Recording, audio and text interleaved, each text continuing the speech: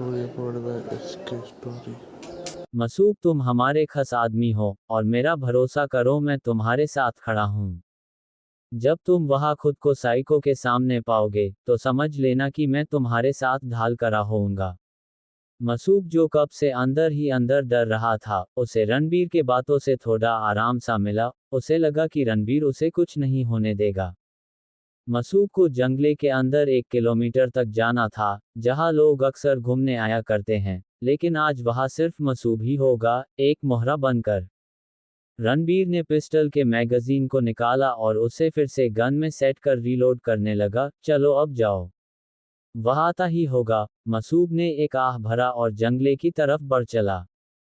रणबीर ने जिस तरह से अपना जाल बिछाया था, साइको को पता भी नहीं चला और वह अब रेस्ट गार्डन में आ चुका था। अभिषेक, जिसे यह बात पता भी नहीं था कि आज उसके साथ क्या होने वाला है, उसे तो बस मसूब को खत्म करना था, लेकिन वह भूल गया उसके बीच में रणबीर खड़ा है। फिर उसने सबसे बड़ी गलती कर दी, रणबीर का एक्सीडेंट करवाकर, और ऊपर से वह खुद ही मसीहा बन बैठा।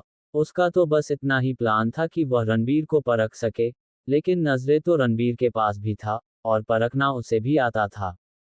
रणबीर जानता था कि अगर गार्ड्स का हेल्प लेता है तो उस साइको को पता चल जाएगा, इसलिए उसके प्लान में वह खुद और आजाद, फिर समर ही शामिल थे। उसके हिसाब से इतने लोग काफी थे। अब तक आजाद रेस्ट गार्डन तक पहुंच गया था, जो जंगले के बीचों बीच में बना था। आज वहां शांति पसरी हुई थी। 2-4 लोग थे, लेकिन उन्हें इसलिए रखा गया था ताकि साइको को शक ना कि उसे ट्रैप किया जा रहा है, लेकिन वह पहले ही ट्रैप हो चुका था, 1 दिन पहले। मसूब गार्डन के बैक एरिया में बने ट्रिपल सीट वाले चेयर पे बैठा गया और अपने आंखों पे काला चश्मा चढ़ा लिया। उसने आंखें बंद कर ली। इधर साइको 2-4 लोगों में ही घूमता हुआ टहल रहा था। उसके हाथ में एक डिजिटल वॉच था जिसमें टाइम 2:56 हो रहे थे, यानी मसूब को मरने में 4 मिनट अभी बाकी थे। रणबीर और उसके साथी सब टेक लगाए थे। जहां समर और आजाद की नजरें मसूब पे थे, तो वही रणबीर किसी और को घूर रहा था। उसे बस इंतजार था उस आदमी के हरकत करने की, क्योंकि अभी वह शो नहीं था।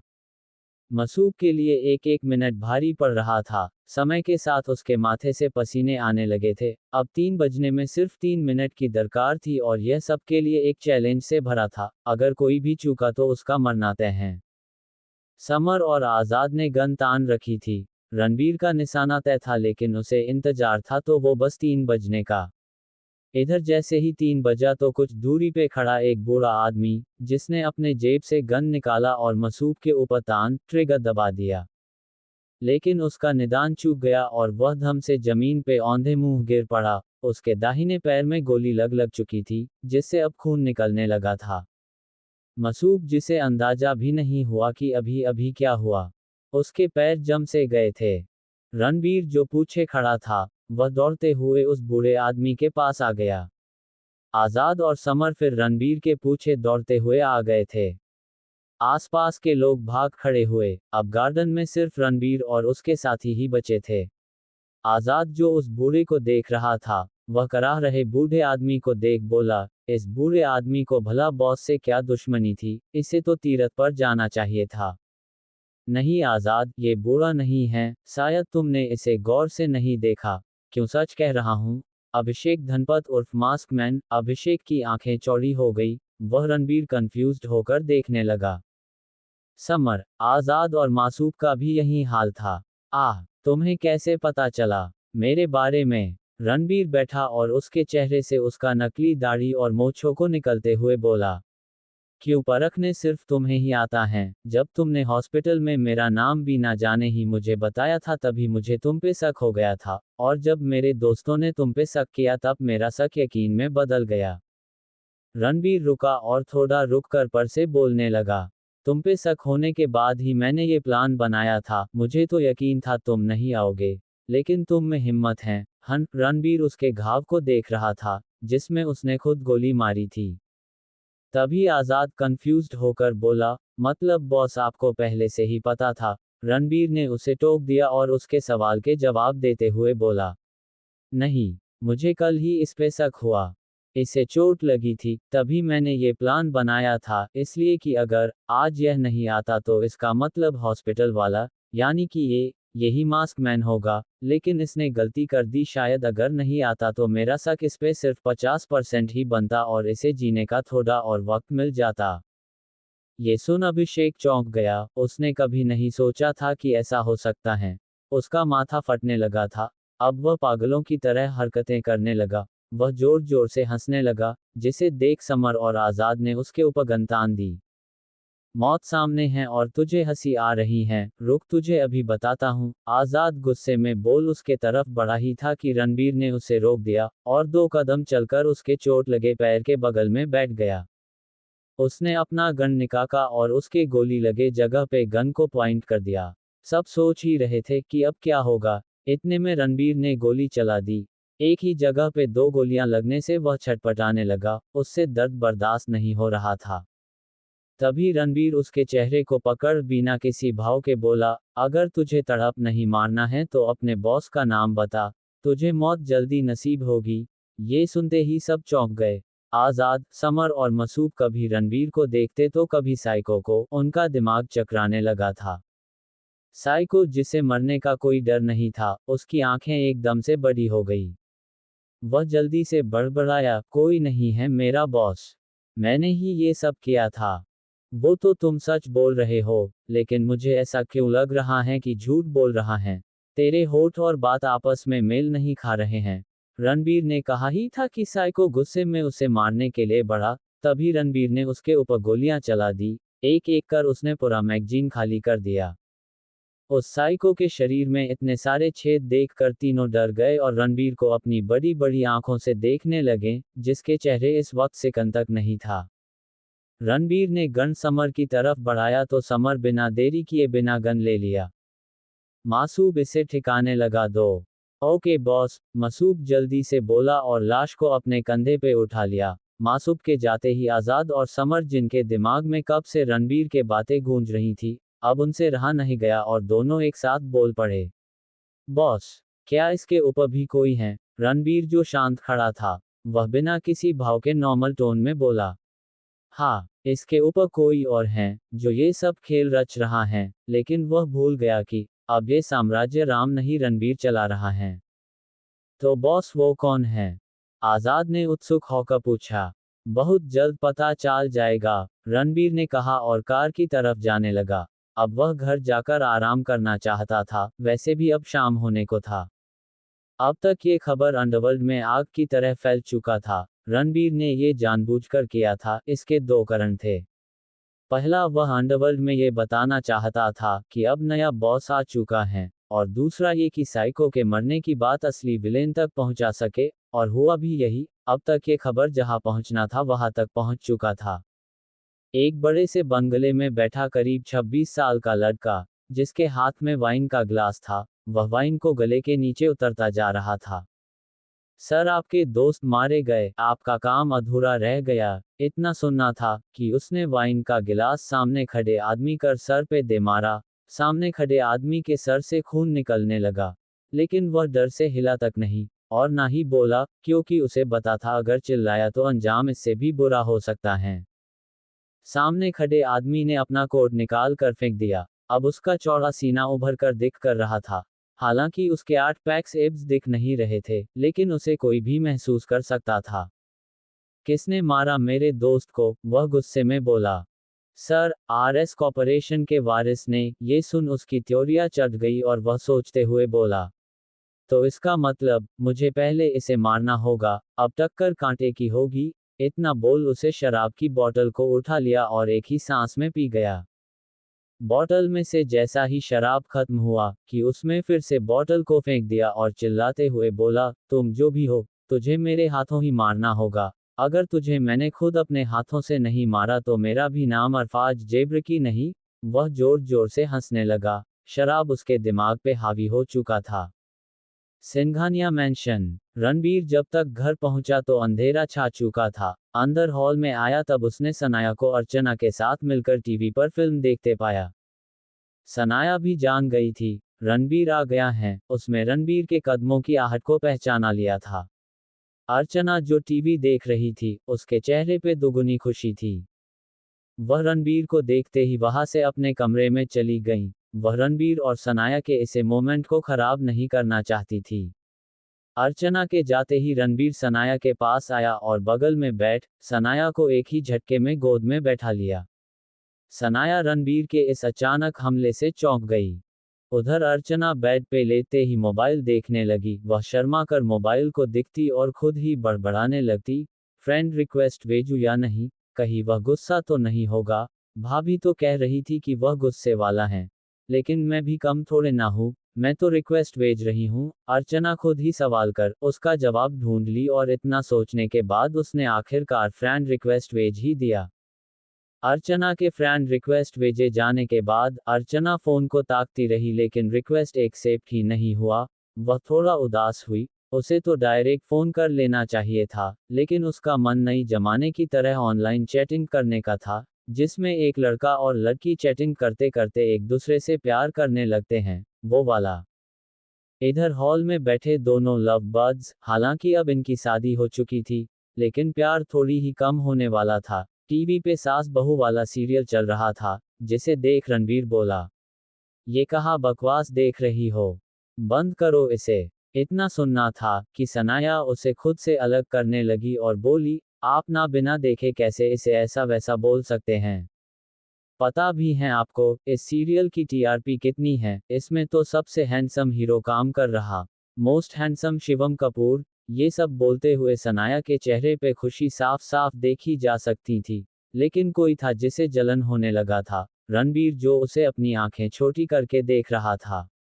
आज से तुम्हारा टीवी देखना बंद, अब चलो रूम में, हमें सोना है। सनाया को ये उम्मीद नहीं थी, लेकिन उसके चेहरे पे जलन देख सनाया हंसते हुए बोली, आपको जलन हो रही है?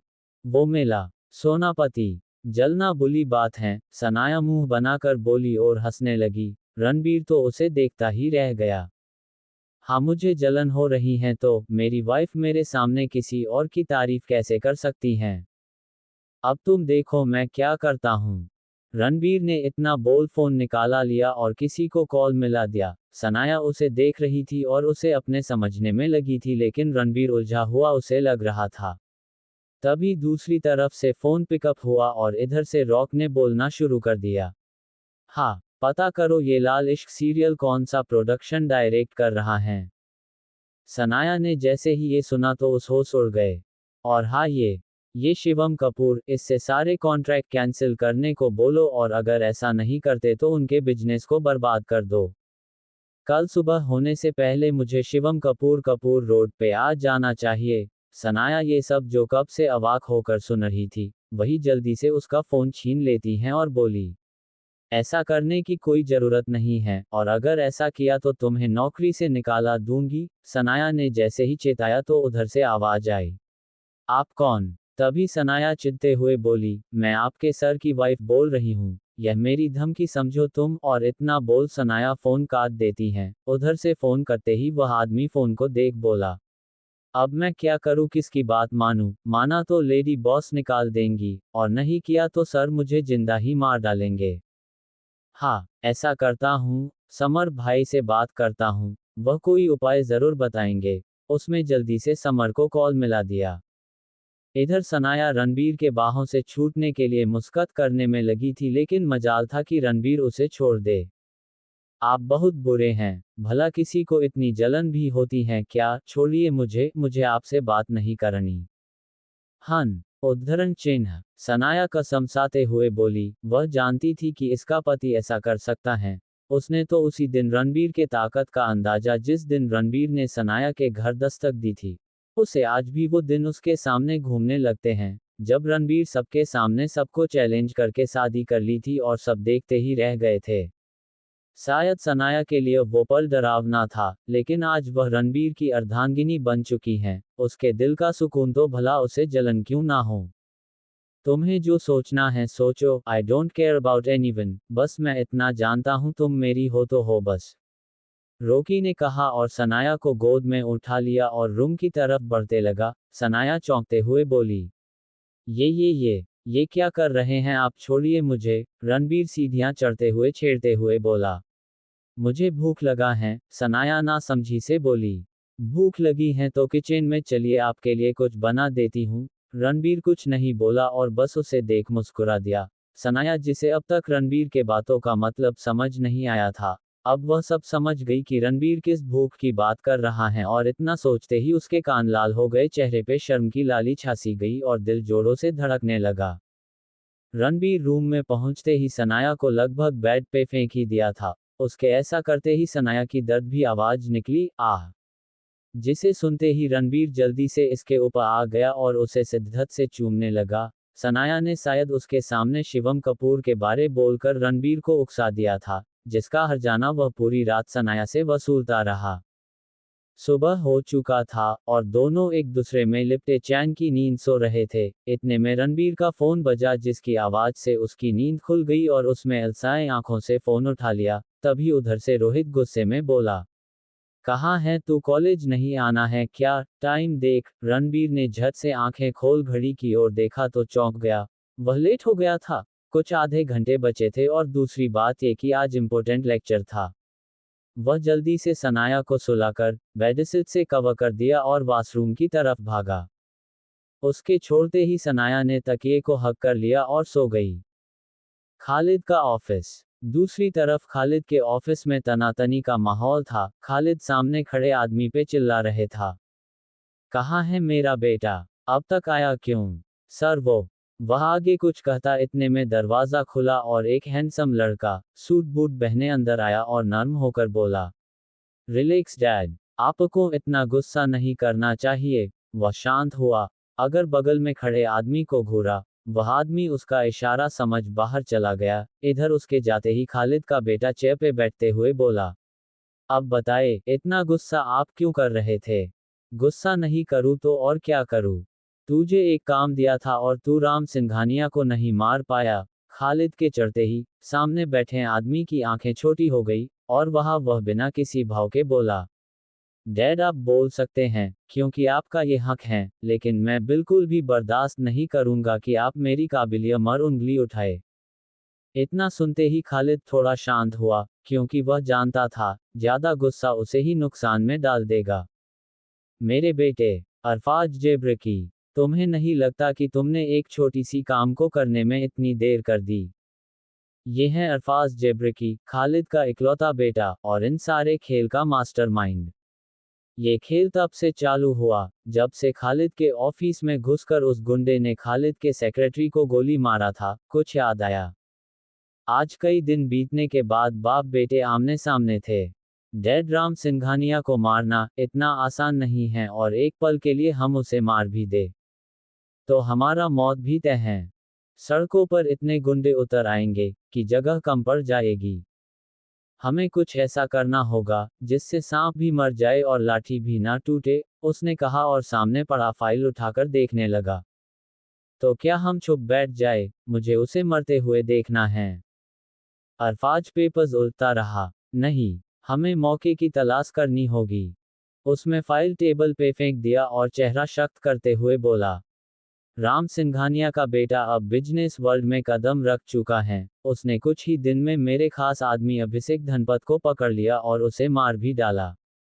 इतना सुनते ही वह चौंक गया और बोला, लेकिन उसका तो कोई बे। इतना ही बोल पाया और उसे ऑक्शन के दिन की वो बात याद आ गई। उसी दिन राम ने खालिद को बताया था कि इसका बेटा आ चुका है। खालिद ने टेबल पे मुक्का मारते हुए बोला, ओ शेट, मैं भूल कैसे गया उस दिन को। उद्धरण चिन्ह। बस कीजिए डैड, अब आप बूढ़े हो गए हैं, शांत रहना सीखिए। इंतजार इंतजार। उद्धरण चिन्ह। अरफाज बोलता हुआ कमरे से निकल गया। अरफाज ने अभी शांत रहना ही सही समझा, क्योंकि अगर अभी वह कुछ करता है तो उसे पकड़े जाने का डर है। जब लोहा गर्म हो तो हथौड़ा मारना सही बात है, लेकिन जब हथौड़ा ही लोहे से छोटा पड़ जाए तो ये समझ लीजिए कि अभी मेहनत करना बाकी है। अभी रणबीर का पलड़ा भारी है। अरफाज मंझा हुआ खिलाड़ी है, कभी कभी जो दिखता है वो होता नहीं और जो होता है दिखता नहीं।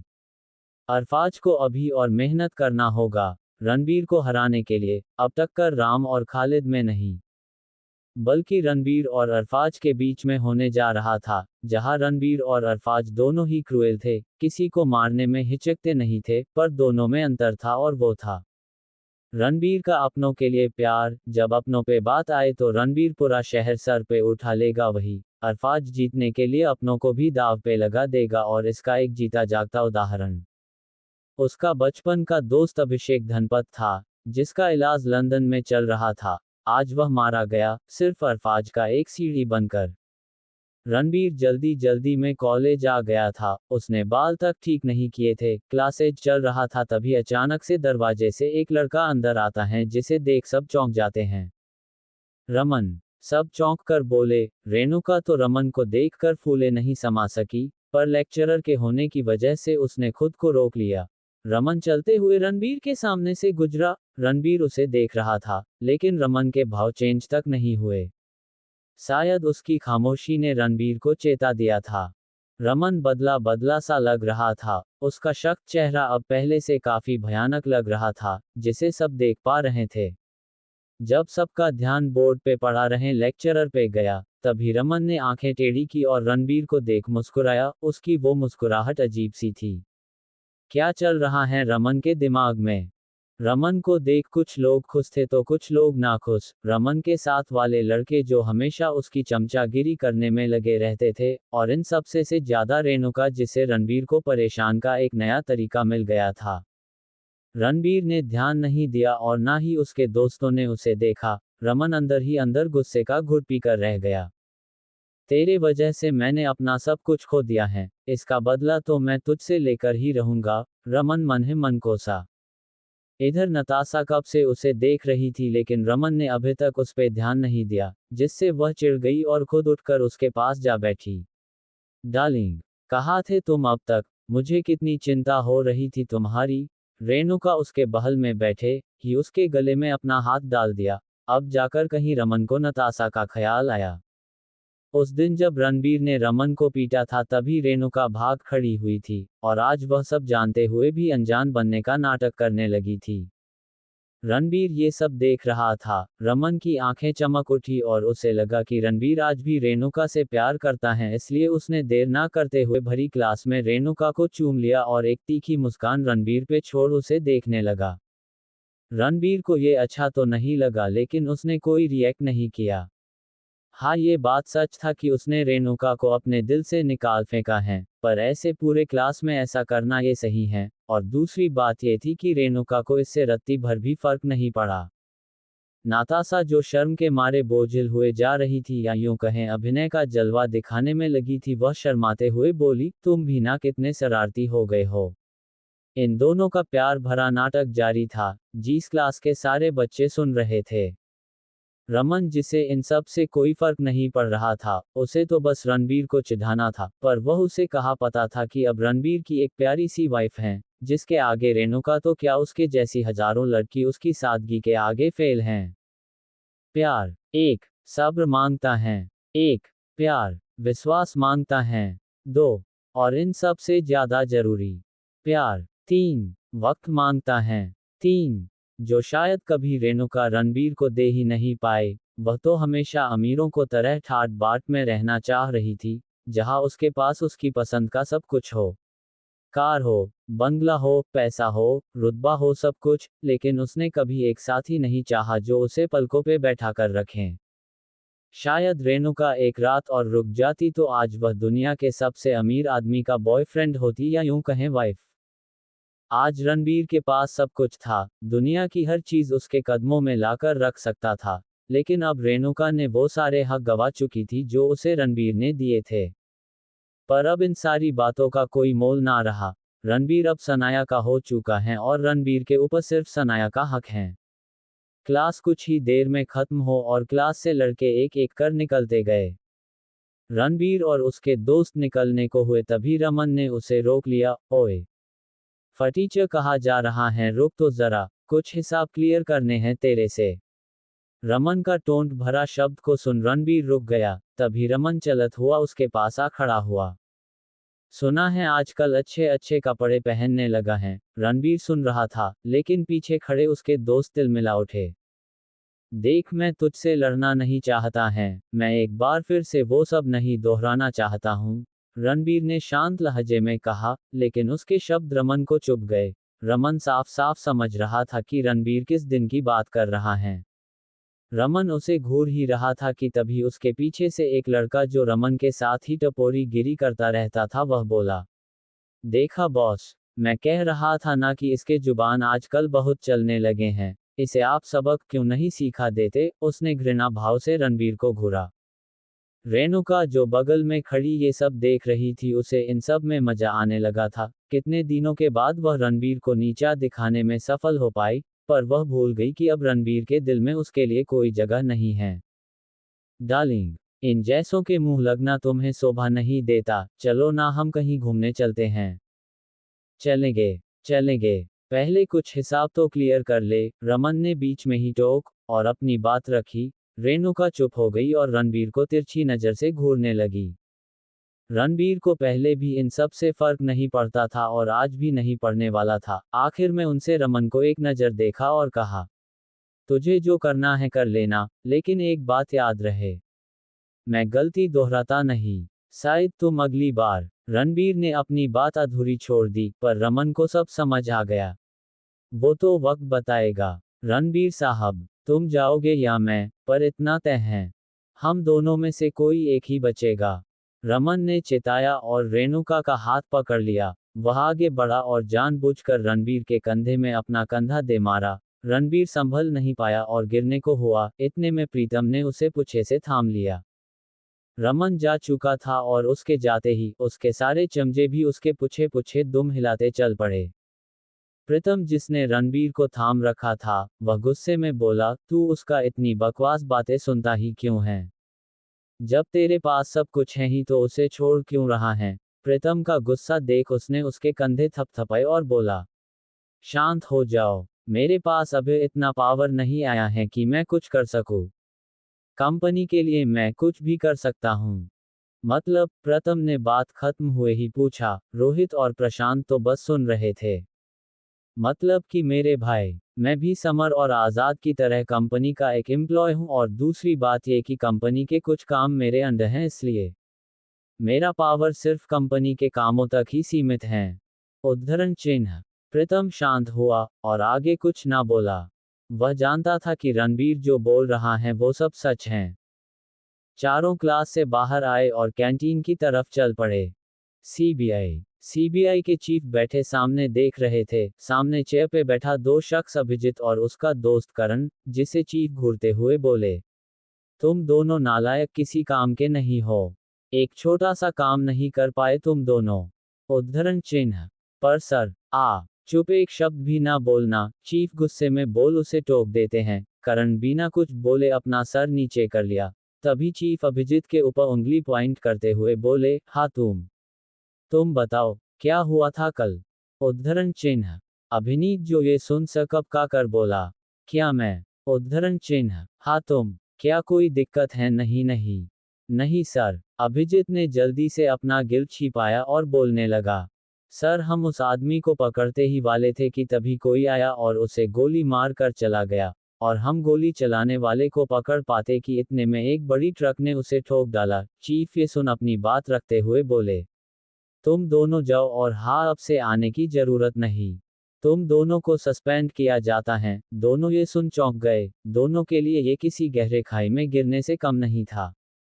पर क्यों सर? हम मानते हैं हमसे गलती हुई है, लेकिन इसका मतलब ये तो नहीं। अब तुम दोनों जा सकते हो। उद्धरण चिन्ह। बस अब मैं आगे कुछ नहीं सुनूंगा। तुम दोनों की वजह से मुझ पे ऊपर से प्रेशर पड़ रहे हैं। डिफेंस जनरल ऑफ चीफ का यही ऑर्डर है, मैं कुछ नहीं कर सकता है। चीफ ने उन दोनों को 1 साल के लिए सस्पेंड कर दिया था। दोनों मुंह लटकाए बाहर आ गए। तभी अभिजीत ने करण को एक जोर का मुक्का उसके पीठ पे दे मारा। आउच! करण दर्द से कराह उठा और अपना पीठ सहलाने लगा। तुझे जब मैंने बोला था कि उसके पास उसका साया बनकर रहना तो तू क्यों गया उसे छोड़कर? अभिजीत ने आंखें दिखाया तो करण भी गुस्से में बोला, तो तू क्या कर रहा था? सिर्फ मेरे अकेले की गलती नहीं है, इसमें तेरी भी गलती है, रमन ने भी गुस्से में कहा और अपना पीठ सहलाता रहा। कमीने, मारने की क्या जरूरत थी? इतनी जोर से कोई मारता है भला? अब अपनी ये बकवास बंद कर। हमें नौकरी से निकाला दिया है, सोचा है अब क्या आगे क्या करना। उसमें सोचना क्या है, हम नया नौकरी ढूंढने गए, बस 1 साल की तो बात है। रमन ने कहा। तो अभिजीत सोचने लगा, नौकरी उसमें तो आज तक सीबीआई के काम के अलावा कुछ किया ही नहीं था, तो उसे नौकरी कौन देगा। दोनों लड़ते झगड़ते 12 आ गए, तभी रमन चीख पड़ा, मिल गया नौकरी। उसने अभिजीत के गले में हाथ डाल दिया और उसे जोर जोर से हिलाने लगा। कौन सी नौकरी? अभिजीत ने चिढ़ते हुए कहा। तो करण उसे टोकते हुए बोला, ये सब मुझ पे छोड़ दे और कल सुबह तू तैयार होकर आ जाइयो मेरे रूम पे।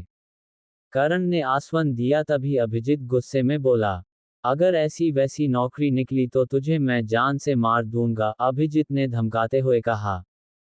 हालांकि अभिजीत के पास एक ऑप्शन और है, वह चाहे तो अपना खुद का कंपनी चला सकता है, लेकिन घर छोड़ने के बाद ही उसने कंपनी भी छोड़ दिया था। अधिराज आज अकेला पड़ गया था, लेकिन वह उसकी खुद की गलती थी। इधर अभिजीत अपने अपार्टमेंट के लिए निकल पड़ा। कार में बैठा उसे कल वाली सारी चीजें याद आने लगी। दरअसल वे दोनों जिसे पकड़ने गए थे वह मंत्री का आदमी था, जो मंत्री की कुछ इंपॉर्टेंट पेपर चुरा कर भागा था। सीबीआई को बस इसे पकड़ना मात्र था, तो इन्हें भेजा गया था, लेकिन एम वक्त पर किसी ने उसे आदमी को मार डाला और खुद भी ट्रैक के नीचे आ गया। ये सारा किया धरा मंत्री का ही था। वह चाहता था कि सीबीआई इसमें पड़े और वह अपना इल्जाम अपने सर से हटा सके, इसलिए उसने दोनों को मरवा दिया और बाद में प्रेशर डालने पर हारकर डिफेंस चीफ को अभिजीत और करण को सस्पेंड करने का ऑर्डर देना पड़ा। अब देखना यह था कि करण कैसा नौकरी ढूंढने वाला था, क्योंकि कुछ भी हो जाए सस्पेंशन ऑर्डर तो रुकने वाला था नहीं। अभिजीत अपार्टमेंट में आते ही बेड पे जा गिरा और अपनी आंख बंद कर लिया। वो कहते हैं जो होता है अच्छे के लिए होता है, भगवान एक रास्ता बंद करते हैं तो हजारों रास्ते खोल देते हैं। शायद अभिजीत को दूसरा मौका मिल रहा था, और इन सब में एक बात तो तय था कि रणबीर और अभिजीत का टक्कर होने वाला था। रणबीर और अभिजीत दोनों अलग अलग कमान के तीर हैं, तो क्या एक दूसरे को भेदेंगे या खुद में ही लड़कर मिट जाएंगे। रणबीर घर आ गया था, लेकिन आज सनाया उसे मुंह फुलाए बैठी, जिसका कारण वही अयान कपूर और उसका रोज का टीवी पे आने वाला ड्रामा था। रणबीर ने एक ही रात में लाल इश्क सीरियल का दी एंड कर दिया था। सनाया जिस सीरियल को रोज देखा करती थी, आज वह टीवी पे आया ही नहीं, और उस टाइम पे टीवी पे ही नोटिस छोड़ा गया जिसमें लिखा था कि अब लाल इश्क ड्रामा टीवी पे नहीं आएगा, किसी कारण वह हमें इस टीवी शो को यही बंद करना पड़ रहा है, इसलिए हम क्षमा प्रार्थी हैं। ये देखने के बाद तब से सनाया रणबीर से गुस्सा थी। रणबीर आते ही रूम में चला आया था जहां सनाया पहले से ही मुंह फुलाए बैठी थी, जिसे देख रणबीर उसके पास आया और उसके छोटे से चेहरे को अपने हाथों में भरकर बोला, क्या हुआ विफाई, तुम उदास हो, क्या कुछ हुआ है। सनाया कुछ ना बोली और उसके हाथों को झटक कर थोड़ी दूर जा बैठी। रणबीर उसे देख समझ गया कि हो ना हो गलती उससे ही हुई है। वह फिर से उसके पास आया और इस बार उसे अपने गोद में बैठा लिया और उसे अपने मजबूत बाहों के घेरे में करते हुए बोला, क्या हुआ विफाई, क्या मुझसे कोई गलती हुई है। सनाया का समसाती हुई बोली, मुझे आपसे बात नहीं करनी, आप बहुत बुरे हैं। मैं बुरा हूँ, पर हुआ क्या है, मेरी गलती तो बता दो कम से कम, रणबीर ने बीच में टोकते हुए कहा और उसके चेहरे को निहारने लगा, जिसपे दुनिया भर की मासूमियत थी। सनाया के फुले हुए गाल और उसपे गुस्से में लाल चेहरा, रणबीर उसमें खोए से जा रहा था। छोड़िए मुझे, मैं आपसे गुस्सा हूँ। रणबीर ने सनाया को छोड़ दिया और उसे थोड़ा दूर करते हुए बोला, ओके ओके विफाई, मैंने तुम्हें छोड़ दिया, अब बताओ क्या बात है, हुआ क्या है। रणबीर ने जैसे ही सनाया को खुद से दूर किया, तभी सनाया उसके गोद में फिर से आकर बैठ गई। ये क्या है, उद्धरण चिन्ह, क्या क्या है, अगर मैं आपको छोड़ने को बोल दूंगी तो आप छोड़ देंगे। रणबीर उसे अजीब नजरों से घूरने लगा, अभी तो बोल रही थी छोड़ने को और जब मैंने छोड़ दिया तो गुस्सा हो रही हैं, आखिर इसके दिमाग में चल क्या रहा है। रणबीर उसे समझने की कोशिश कर रहा था कि तभी सनाया रणबीर के पॉकेट से उसका फोन निकाल कॉल लिस्ट चेक करने लगते हैं, और तभी उसे वो नंबर भी मिल जाता है। वह बिना देर किए फोन लगा देती हैं। रणबीर उसे ये सारी हरकतें करते हुए देख रहा था और वह करने भी दे रहा था, तभी किसी ने कॉल रिसीव कर लिया। Hello boss. बॉस नहीं, मैं बोल रही हूँ, सनाया राघव सिंघानिया। ये सुनते ही फोने के दूसरे तरफ वाला आदमी चौंक गया और वह जल्दी से चौंकते हुए बोला, जी, लेडी बॉस, आपने याद किया। हाँ, याद किया। कल तुमने मेरे पति से बात की थी रात में। और मुझसे भी। इतना सुनते ही उस आदमी के पसीने छूटने लगे, वह समझ गया कि बात क्या है। और वह डरते हुए बोला, मैं ही था। सनाया सुनते ही गुस्से में चिल्लाई, तुम्हारी नौकरी गई, कल से तुम्हें काम पे आने की कोई जरूरत नहीं। वह आदमी सुनते ही सहम सा गया। डर के मारे उसके पैर कपकपाने लगे। आर्स कॉर्पोरेशन से निकाले जाने का मतलब यही है कि अब उसे कहीं जॉब नहीं मिलने वाला, और इतना सोचते ही उसका कलेजा पानी सा हो गया। लेडी बॉस, मुझे माफ कर दीजिए, लेकिन मुझे बॉस ने कहा था ये सब करने को। सनाया गुस्से में चिल्लाए, इसका मतलब तुम्हारे बॉस जो भी बोलेंगे वो करोगे। उधर से कोई रिस्पॉन्स नहीं आया तो सनाया फिर से कहने लगी, अगर कल सुबह तक मेरा फेवरेट टीवी शो टीवी पे नहीं आया तो समझ लेना तुम्हारी नौकरी गई। रणबीर ये सुन चौंक गया। इतना गुस्सा उसने आज तक सनाया के चेहरे पे नहीं देखा था। लेकिन लेडी बॉस, अगर बॉस बोलेगे तो मैं क्या करूंगा? सनाया चिढ़ते हुए बोली, तुम्हारे बॉस अभी बोलेंगे। और इतना बोल सनाया ने फोन का स्पीकर ऑन कर रणबीर के सामने कर दिया, और गुस्से में उसे घूरने लगी। रणबीर समझ गया कि सनाया उससे क्या बोलवाना चाहती हैं। मेरी वाइफ जो बोले वो करो, रणबीर ने बोल दिया और फोन उससे छीनकर टेबल पे फेंक दिया। सनाया फोन को देखती कि तभी रणबीर ने कमर से पकड़ उसे बेड पे खींच लिया। और अब कुछ ऐसा था कि सनाया रणबीर के ऊपर थी, उसके दोनों हाथ रणबीर के सीने पे था, और सनाया के रेशमी बाल रणबीर के चेहरे पे।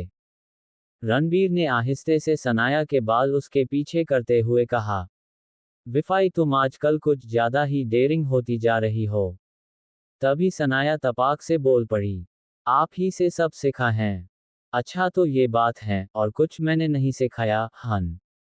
सनाया सोचने लगी कि रणबीर और किस चीज के बारे में बात कर रहा है। तभी उसके होठों पे कुछ गिला गिला सा महसूस हुआ। रणबीर ने उसके दोनों होठों को अपने होठों के अंदर कैद कर लिए थे। कुछ देर अनाकानी करने के बाद सनाया भी रणबीर का साथ देने लगी और दोनों रात के अंधेरे में खोसे गए। दोनों पूरी रात एक दूसरे में डूबे रहे और थक हार कर सो गए। सुबह सुबह हुई तो आज सनाया रणबीर से पहले उठ गई। रणबीर उसे खुद में समेटे गहरी नींद में सो रहा था और सनाया अपनी टिमटिमाती हुई आंखों से रणबीर को देख रही थी। आज रणबीर उसे कुछ अलग सा लग रहा था। उसके बिखरे बाल उसके माथे पे चिपके हुए थे, जिसे हटाते हुए सनाया खुद में ही बड़बड़ाने लगी, इतने हैंडसम हैं और दूसरों से जलते हैं। इन्हें ये भी नहीं पता कि मैं सिर्फ इनसे ही प्यार करती हूँ। हाँ, मुझे पता है विफाई कि मैं हैंडसम हूँ। अब चलो सो जाओ, रणबीर बोलते हुए उसे और कस के अपने बाहों में भर लिया। सनाया चौंकते हुए बोली, आप जाग रहे थे? रणबीर कुछ नहीं बोला और सोया रहा। सनाया उससे छूटने को हुई तो रणबीर ने और कस के उसे जकड़ लिया। छोड़िए मुझे, माँ मेरा इंतजार कर रही होंगी। रणबीर धीरे से आंखें खोल सनाया के आंखों में झांकते हुए बोला, गुड मॉर्निंग किस। सनाया अवाक होकर बोली, क्या? सनाया की आंखें बड़ी बड़ी हो गई थी। मैंने कहा गुड मॉर्निंग किस दो और चली जाओ, और क्या इतना ही तो बस। सनाया के गाल शर्म से लाल हो गए। वह शर्माती हुई नजरें झुका ली और रणबीर के माथे पे किस कर लेती हैं। रणबीर मुस्कुराते हुए सनाया को अपने कैद से आजाद करा दिया। तभी सनाया बुलेट ट्रेन की स्पीड से वॉशरूम में भागी।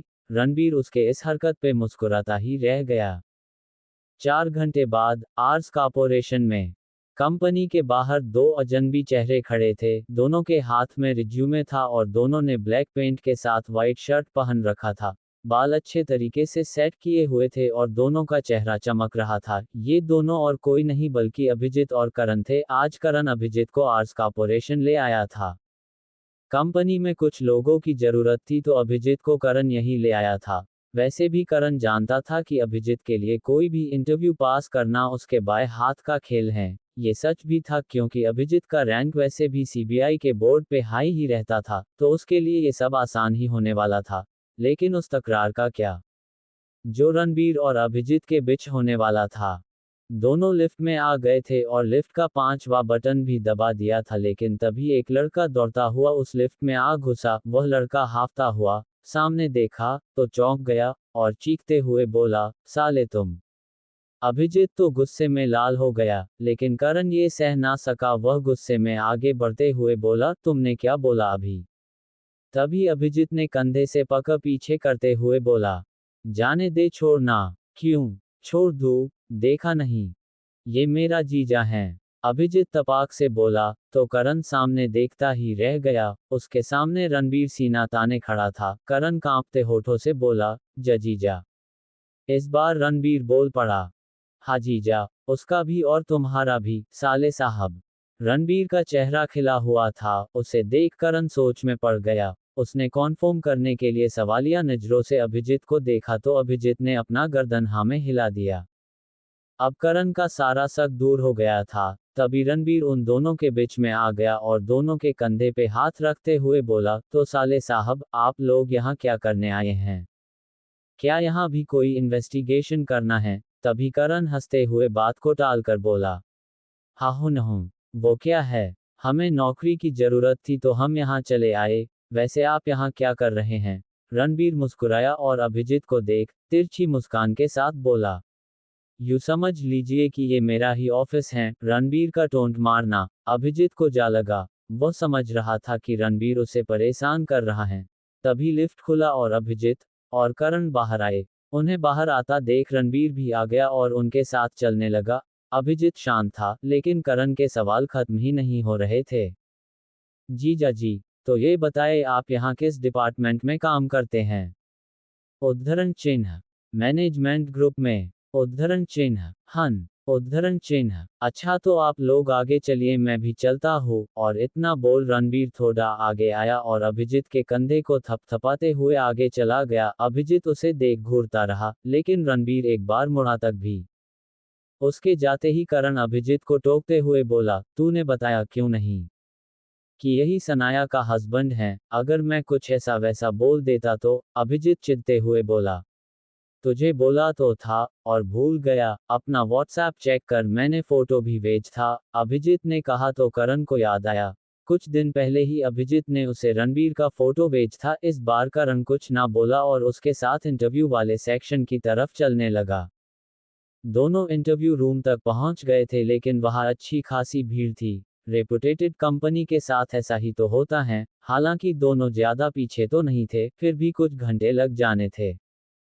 अभिजीत कभी रणबीर को अपना जीजा मानता ही नहीं। अगर सनाया और रणबीर शादी से पहले ये कहते कि हम दोनों एक दूसरे से प्यार करते हैं, हालांकि सिचुएशन ही ऐसा था कि शादी करना पड़ा था, और वैसे भी उस प्लेबॉय निर्मल से तो लाख गुना अच्छा ही है हमारा रणबीर, या यूं कहे, एक पद गुना अच्छा है हमारा रणबीर। इधर इंटरव्यू चल रहा था और ऊपर रणबीर बैठा समर के साथ डिस्कस करने में लगा था। अब आजाद चला गया था, क्योंकि उसका काम कंपनी में नहीं बल्कि बिग टेबल के अधीन था, इसलिए उसे जाना पड़ा। आखिर में आजाद एक गैंग का लीडर है तो उसे जाना ही पड़ता। समर गंभीर होकर बोला, रणबीर बाबा, हमारा एक जहाज डूब गया है और इसी के साथ हमें 150 करोड़ का नुकसान हो गया है। जब भी बिजनेस की बातें होती हैं तो रणबीर के चेहरे के भाव बदल जाते हैं और वह अपने बॉसी रूप में आ जाता है। इस वक्त भी उसका चेहरा सख्त हो गया था। पता किया, तूफान की इस वजह से डूबा है या किसी ने जानबूझकर ये किया है? समर जो ये सुन रहा था वह आंकड़े बताते हुए बोला, रणबीर बाबा, ये पहली बार हुआ है, क्योंकि उस इलाके में तूफान आता ही नहीं है। हमने आज से पहले कई बार उस रास्ते से माल मंगाए हैं, पर एक बार भी ऐसा देखने को नहीं मिला।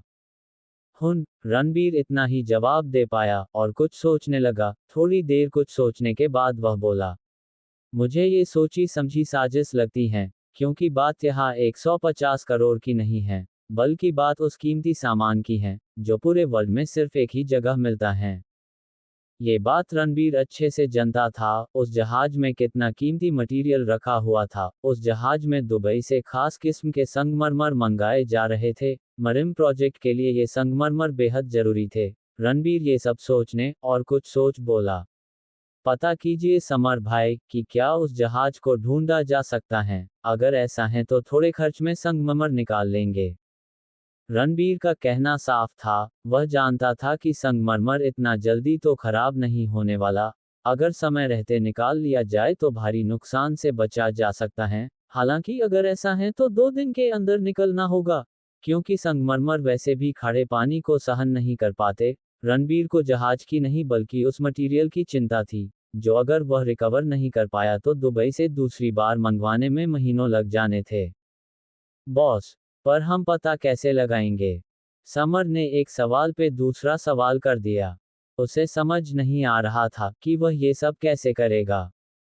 हालांकि वह जानता था कि गोताखोरों की मदद से ऐसा किया जा सकता है, लेकिन सबसे बड़ी बात यह थी कि जहाज जहां पर डूबा था, वह जगह इंडिया के ओशियन में नहीं आ रहा था। इसका साफ साफ इशारा था, अगर आगे बढ़े तो बीच वाले कंट्रीज के साथ झड़प हो सकता है, तो राज्य के संबंध डगमगाने लगेंगे और यह मामला सरकार के पास भी जा सकता है। समर भाई, आप कैसे करेंगे ये आप जाने। मैं बस आपकी इतना ही मदद कर सकता था, इससे आगे क्या करना है, इसके लिए आप खुद समझदार हैं। जरा आप ही सोचिए, अगर आप ये बात डैड को बताते तो क्या होता? रणबीर ने राम के गुस्से को याद दिलाते हुए कहा। राम के बारे में सोचते ही समर के पसीने छूटने लगे। उसको घबराता देख रणबीर बोला, इसलिए अभी आप जाइए और यह काम कीजिए। ऐन नहीं चाहता कि मेरा भाई पुनिशमेंट झेले। रणबीर उसे देखते हुए बोला था। समर भी समझ गया कि अब उसे क्या करना था। समर जानता था कि राम को पता चला तो वो तो जान से ही मार डालेंगे, क्योंकि उन्हें बिजनेस में 1% का घाटा या गलती बर्दाश्त नहीं, और यहाँ तो बात 150 करोड़ की हो रही थी। समर जल्दी से उठा और चल पड़ा अपने सफर पर, जिसमें उसे कुछ ज्यादा ही सफर करना था। जैसे ही वह गया तो रणबीर भी उठ वहां से निकल गया। वह चलता हुआ कॉरिडोर तक आ पहुंचा जहां से 2 कदम की दूरी पे इंटरव्यू लिया जा रहा था। वह जब तक आया तब तक अभिजीत और करण इंटरव्यू दे चुके थे। दोनों का चेहरा खिला हुआ देख रणबीर उन दोनों के सामने आते हुए बोला, तो मेरे दोनों साले, कैसा रहा इंटरव्यू? विस्मयादिबोधक चिन्ह। करण बोलने को हुआ तभी रणबीर ने उसे रोक दिया और अभिजीत को घूरने लगा। वह चाह रहा था कि इसके बारे में अभिजीत उससे कुछ कहे, क्योंकि अभिजीत जब से आया था तब से रणबीर से बात नहीं किया था, या यूं कहे उसे इग्नोर कर रहा था। जिससे समझते हुए रणबीर ने अपना पासा फेंका, ताकि अभिजीत दूसरी चल चले, यानी कि उससे बात करे, और हुआ भी कुछ ऐसा ही। हम पास कर गए इंटरव्यू। अभिजीत ये तो बोला लेकिन जीजा ना बोल सका। तभी रणबीर थोड़ा गुस्सा होते हुए बोला, साले साहब, कम से कम मुझे एक बार तो जीजा बुला दो यार।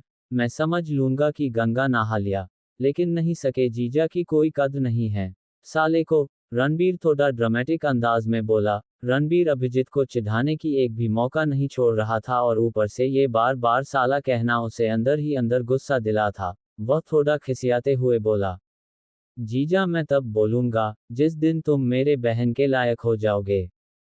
रणबीर सुनते ही तपाक से नाटक करते हुए बोला, ओहो, तो ये बात है, यानी कि मैं तुम्हारी बहन के लायक नहीं हूं। लेकिन एक बात याद कर लो साले साहब, मेरे अलावा तुम्हारी बहन से और कोई ना प्यार कर सकत है और ना ही मैं करने दूंगा। बकाओ सनाया अजमाइन, इसे कान में डाल लो। इतना बोलने के बाद रणबीर थोड़ा आगे बढ़ा और उसके कान के पास जाकर आहिस्ते से बोला, एक जरूरी बात बताता हूँ, तुम बहुत जल्द मामा बनने वाले हो। मैंने ट्रेनिंग स्टार्ट कर दी है, अब बस रिजल्ट की देरी है। रणबीर ने चमकते आंखों से देख उसे घूरने लगा। अभिजीत ने अपनी मुट्ठी कास ली और मन ही मन कोसा, शुक्र कर आज तू मेरा जीजा है, वरना तुझे तो मैं छोड़ने वाला नहीं था। रणबीर उसे एक आंखें मार देता है और चुटकी बजाते हुए आगे बढ़ गया। तभी करण उसके गुस्से को भांपते हुए बोला, तुझे इतना गुस्सा नहीं करना चाहिए। आफ्टर ऑल वह तेरा जीजा है यार। करण इतना बोला ही था कि अभिजीत उसे घूरते हुए बोला, तो मैंने कब कहा कि वह मेरा दुश्मन है? लेकिन देखा नहीं तूने वह कैसे मुझे चिढ़ा रहा है? क्या मेरी बहन को यही लफंगा मिला था? शकल से देखकर ही लगता है पूरा पागल है। पता नहीं मेरी गुड़िया कैसे इस कमीने को झेलती होगी। करण ये सुनते ही चौंक कर बोला, क्या बोल रहा है यार, कुछ तो शर्म कर ले। फिर वह बात को टालते हुए बोला, खैर छोड़, ये सब तुझे बताना यानी आबेल मुझे मारने के बराबर हैं। उद्धरण चिन्ह। करण समझ गया कि इसे बताना खुद सर फोड़ लेने जैसा है। अभिजीत शुरू से ही एक अलग एनवायरमेंट में रहा है, जहां उसे इन सब से कोई लेना देना नहीं था। पर अब रिश्ते बने हैं तो निभाना तो पड़ेगा ही। रणबीर तो उससे मजाक करता रहता है, जीजा है तो ये उसका फर्ज है, और अभिजीत साला है तो उसका सहने का फर्ज है। दोनों की अपनी अपनी परेशानियां हैं, लेकिन इन सब में एक बात कॉमन है, अब दोनों एक ही कंपनी में रहने वाले थे। इसका मतलब अब रोज चिढ़ना और चिढ़ाना होने वाला था। पूरा दिन इधर उधर करने के बाद रणबीर अपने दोस्तों के पास आ पहुंचा था। आज भी उसके लिए एक बेड खाली कर रखा हुआ था। रणबीर आते ही उस पे लेट गया। रोहित, प्रशांत और प्रीतम तीनों उसे देख रहे थे। उसके चेहरे की थकान ही बता रही थी कि रणबीर आज कितना टायर्ड फील कर रहा था। प्रीतम उसके पास आते हुए बोला, क्या हुआ? इतना थका थका सा क्यों लग रहा है? तबीयत तो ठीक है ना तेरी? प्रीतम ने चिंतावश पूछ बैठा। तभी रणबीर चिढ़ते हुए बोला, अपनी बकवास बंद कर और जाकर वहां सो जा, और मुझे भी सोने दे। प्रीतम मुंह लटकाए चला आया और आकार अपने बेड पे लेट गया। रणबीर थोड़ा आराम करना चाहता था। वह घर भी जा सकता था, लेकिन उसे जाने का मन नहीं किया। वैसे भी उसके एक कॉल पे ड्राइव आ ही जाता कार लेकर, तो इतनी चिंता करने की कोई जरूरत ना थी। प्रीतम मुंह लटकाए रणबीर को ही देख रहा था, तो वही प्रशांत और रोहित गेम खेलने में बिजी थे। सब अपने अपने काम में उलझे हुए थे कि तभी रणबीर का फोन बज उठा, और उसमें जब फोन स्क्रीन पे शो हो रहे नाम को देखा, तो उसका चेहरा खिल उठा। रणबीर ने फोन उठाया और जैसे ही कान के पास ले आया, तभी सनाया की मीठी आवाज उसे कानों में चाशनी की तरफ पड़ी। आप कहाँ हैं? कब तक आएंगे घर? रणबीर मुस्कुरा उठा और बोला, क्यों, मेरी याद आ रही थी? रणबीर को लगा सनाया उसे याद कर रही थी, इसलिए उसने कॉल किया, पर सनाया का मोटिव तो कुछ और ही था। आप आइए तो चमनलाल के ठेले के यहाँ से गोलगप्पे लेते आने, आज ना मुझे कुछ अच्छा खाने का मन कर रहा है। रणबीर ने ये जैसे ही सुना, तो उससे अभिजीत के साथ किया हुआ वो बात याद आ गया, और तभी वह कंफ्यूज्ड होकर बोला, क्या गोलगप्पे? हाँ गोलगप्पे, आप लेते आइएगा। हाँ, मैं आपका इंतजार करूंगी हब्बी। विस्मयादिबोधक चिन्ह। इतना बोल सनाया फोन काट देती हैं। रणबीर बस आह भर कर रह जाता है। ये बीबी के नखरे अब उठाने तो पड़ेंगे ही ना। खैर वह उठा और अपने साथ तीनों को भी लेटा चला। वैसे भी रात होने ही वाला था, तो थोड़ा घूम भी लेते, और लगे हाथों दो चार गोलगप्पे वो लोग भी खा लेते। चिकते हुए वे लोग लखनऊ के भीड़ भिड़ाके वाले इलाके में आ पहुंचे। वैसे भी सनाया को चमनलाल के यहाँ के ही गोलगप्पे खाने तो वो भला कहीं और कैसे चला जाता। चारों ठेले के पास आ पहुंचे। रणबीर ने सोचा कि पहले खुद खा लेते हैं, उसके बाद पैक करा लेगा, और यही सोच चारों ने एक एक प्लेट अपने हाथों में ले लिया। चारों खाने को हुए। रणबीर गोलगप्पे को मुंह में धरने ही वाला था कि तभी उनके पीछे कोई बोला, दोस्तों ये देखो, भिखारियों की टोली भिखारीलाल के ठेले पे आ पहुंची हैं। और वह बोलता हुआ चारों के सामने आ पहुंचा, और घृणा भरे शब्दों में कहा, जैसी इनकी सोच वैसे ही इन लोगों का ठिकाना। अंडरस्कोर। इतना बोलने के बाद वह हंसने लगा। उसको हंसता देख उसके साथ आए उसके साथी में साथ देते हुए हंसने लगे। पीछे खड़ा आदमी और कोई नहीं बल्कि रमन था और उसके साथी। मुझे लगा था कि मेरे आने तक ये थोड़ा ही सही पर अमीर हो गया होगा, लेकिन नहीं, आज भी ये वही है। एकदम फटीचर का फटीचर, रमन ने कहा और उसे देख हंसने लगा। रमन के बातों से ऐसा लग रहा था जैसे वह ऐसे ही किसी मौके की तलाश में हो, ताकि रणबीर को नीचा दिखा सके। रणबीर जो ये रहा था, उसने उसके ऊपर तंज कसते हुए बोला, रमन देख, फटीचर हूं तो हूं, पर तेरे जैसा चू या तो नहीं हूं। जब जहां मन करे किसी के भी फट्टे में टांग अड़ा दूं। मुझे लगता है ये तेरा खानदानी पैसा है। क्या तेरा बाप भी यही करता था? दूसरे के फट्टे में टांग अड़ाना। रणबीर के बोलते ही रमन तिलमिला उठा। आज रणबीर किसी चोट खाए शेर की तरह दहाड़ मार रहा था। हालांकि रणबीर आज भी उसी तरह जी रहा था, पर इन सब वह हालात से लड़ते लड़ते डरना भूल ही गया है।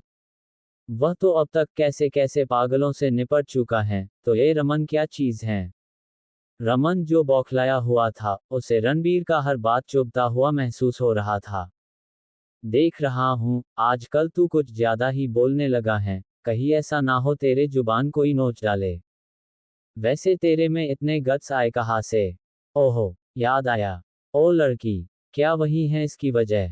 लेकिन एक बात माननी पड़ेगी, क्या माल थी यार, एकदम मक्खन। विस्मयादिबोधक चिन्ह। लास्ट के वर्ड बोलते वक्त रमन ने अपने जेब फिराया, जिसे देख रणबीर की नसें तन सी गई। प्रीतम, प्रशांत और रोहित तो बौखला उठे थे, उनके मन हो रहा था कि अभी रमन और उसके दोस्तों को जान से मार दे, लेकिन उन्होंने खुद को कैसे रोक रखा था, वो खुद ही जानते थे। इधर रणबीर का पारा हाई हो गया था।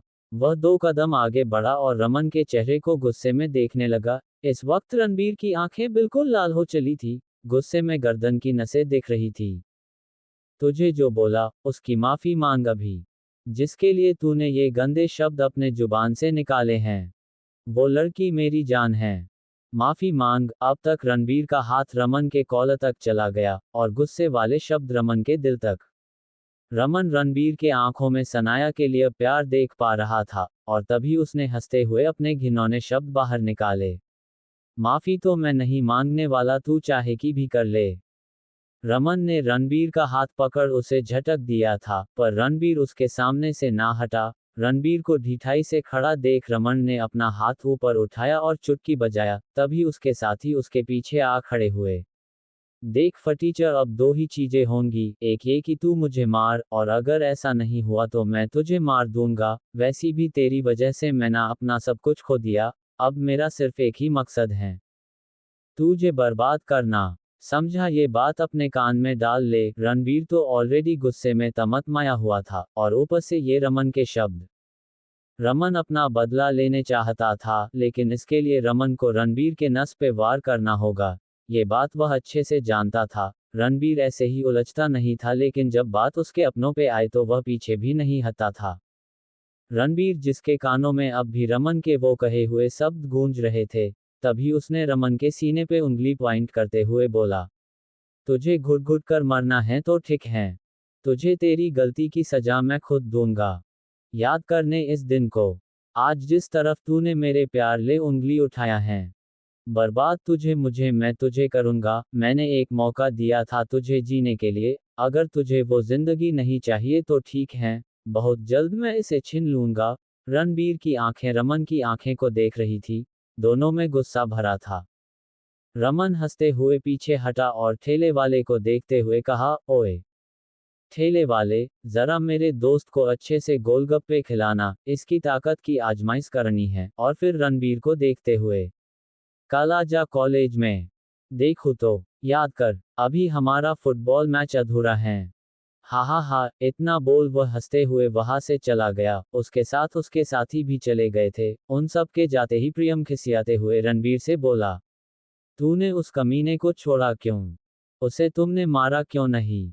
आखिर वह भाभी के बारे में ऐसे बोल कैसे सकता है? तुझे क्या लगता है? गुस्सा मुझे नहीं आ रहा, पर मैं शांत हूं, तो इसका मतलब ये नहीं कुछ भी करूंगा। जब उसने ललकारा ही है तो कल तैयार रहें। तुम सब भी रेडी रहो, क्योंकि कल का खेल सिंपल तो नहीं होने वाला। सनाया के लिए उसके मुंह से निकले वो शब्द जिनका एक एक कर हिसाब लूंगा, और बोलते हुए रणबीर ने मुट्ठी कस ली थी।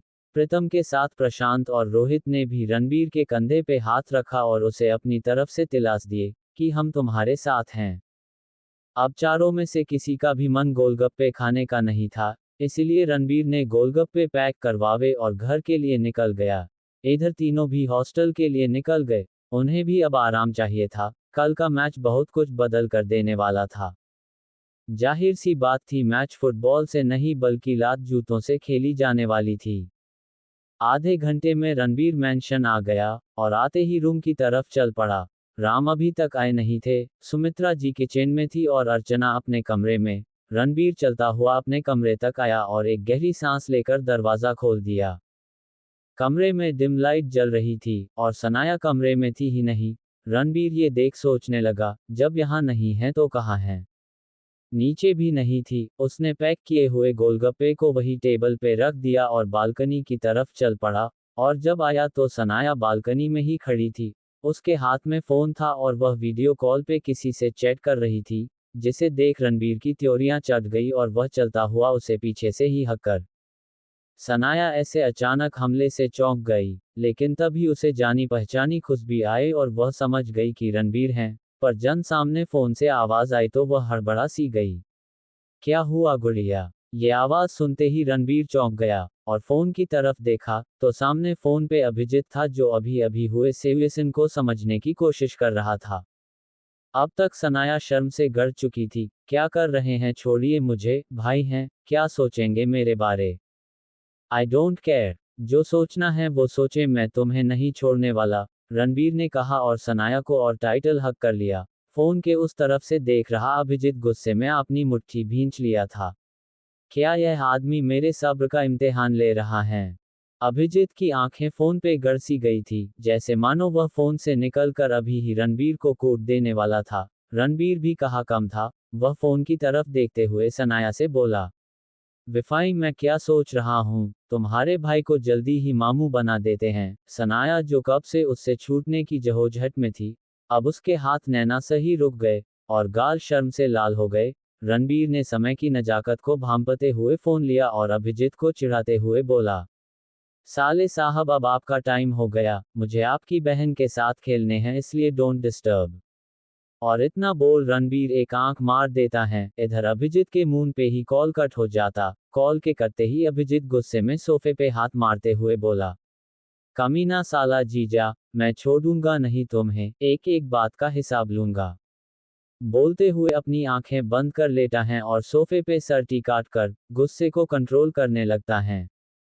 इधर रणबीर सनाया को गोद में उठाकर बेड के पास ले आता है और टेबल उसके पास करते हुए गोलगप्पे की थैली को उसके सामने खोल देता है।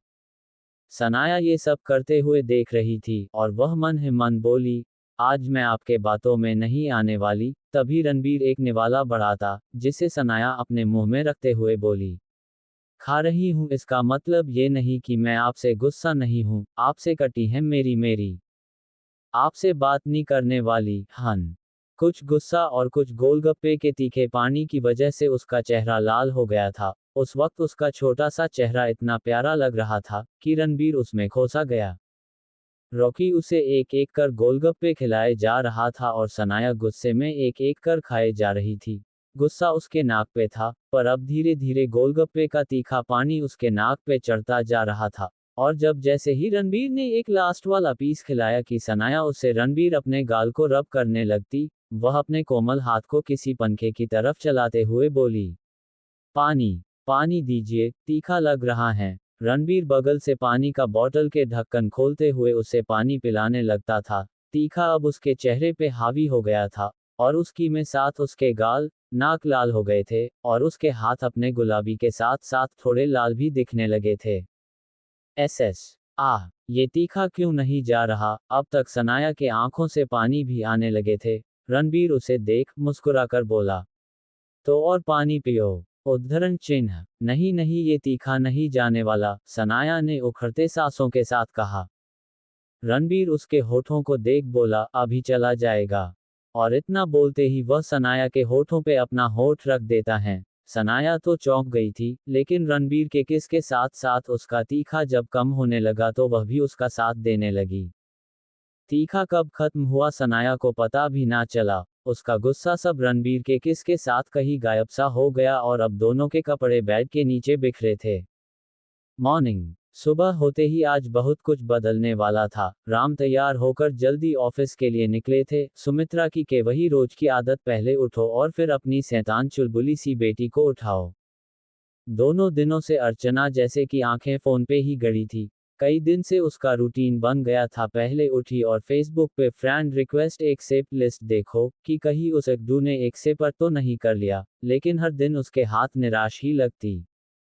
सुमित्रा जी अंदर आए और अर्चना को अपने टेडी बियर में साथ हक करके सोता देख बोली, ओहो, ये लड़की भी ना सुबह के 8 बज रहे हैं और ये अभी तक सो रही हैं। दिन पर दिन बिगड़ती जा रही हैं ये लड़की। अर्चना अलसाई हुई मुड़कर अपने सर को अच्छे से तकिए से ढक कर सो गई। मैं क्या करूं इसका, ये भगवान इसे थोड़ा अक्ल दे। अब 20 की हो गई हैं लेकिन दिमाग और आदतें बिल्कुल बच्चों जैसी हैं। सुमित्रा जी खुद को कोस रही थी या अर्चना को सुना रही थी, या अर्चना को सुना रही थी, ये खुद नहीं जान पाई। लास्ट वह गुस्से में अर्चना के सर से तकिया खींच देती हैं। हर बार की तरफ अर्चना अलसाई हुई बोली, मम्मा, थोड़ी देर और सोने दो ना।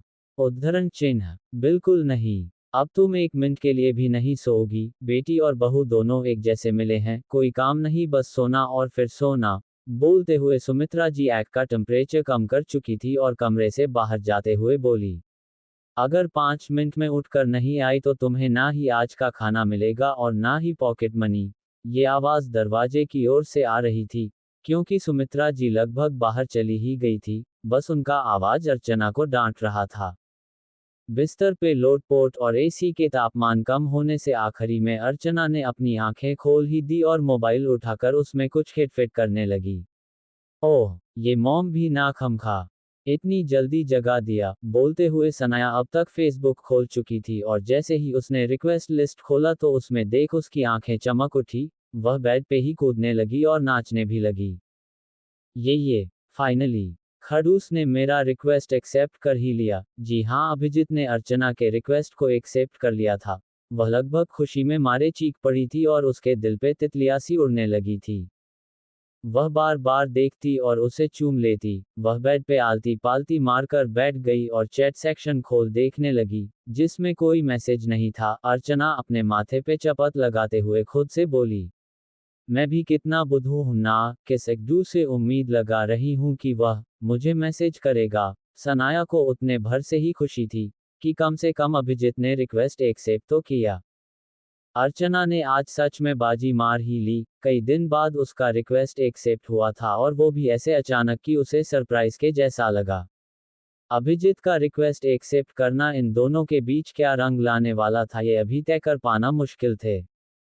इसके दो कारण थे, पहला कि अर्चना ने प्रोफाइल पे कोई पिक नहीं लगाया और दूसरा ये कि अभिजीत ने एक अजनबी की तरह ही रिक्वेस्ट को एक्सेप्ट कर लिया था, जैसे हर किसी के साथ होता है। 10 बज गए थे और रणबीर घर से सीधा कॉलेज ही आ गया था। आज वैसे भी कॉलेज के टीचर की मीटिंग थी तो कॉलेज बंद ही रहने वाला था, लेकिन किसी भी कॉलेज के ग्राउंड बंद नहीं किए जाते, वह हमेशा ओपन ही रहते हैं। रणबीर एक साइड बैठा, येलो शर्ट में किसी खिलाड़ी से कम नहीं लग था। उसके दोस्त भी येलो टी शर्ट पहने हुए थे और उधर से रमन की टीम भी रेड शर्ट पहने तैयार थी। रेफरी के लिए कॉलेज के सीनियर को बुलाया गया था, जो कॉलेज के फुटबॉल टीम के कैप्टन भी रह चुका है। जाहिर सी बात थी कि वह अनुभवी था, लेकिन वह किसकी तरफ से था ये बता पाना मुश्किल था। आज सच में lions team VS tiger team में भिड़ंत होने वाला था। कॉलेज के कई बच्चे तो आ भी गए थे मैच देखने के लिए। लायंस टीम में रमन था तो वही टाइगर टीम में रणबीर। जहां रणबीर ने मनप्रीत को गोलकीपर बनाया तो वही रमन के टीम में सबके सब मुस्टंडे ही थे। उसने एक हटे कट्टे लड़के को गोलकीपर बना दिया। उसे देख कोई भी अंदाजा लगा सकता था कि यह कोई गुंडा या छटा हुआ बदमाश में है।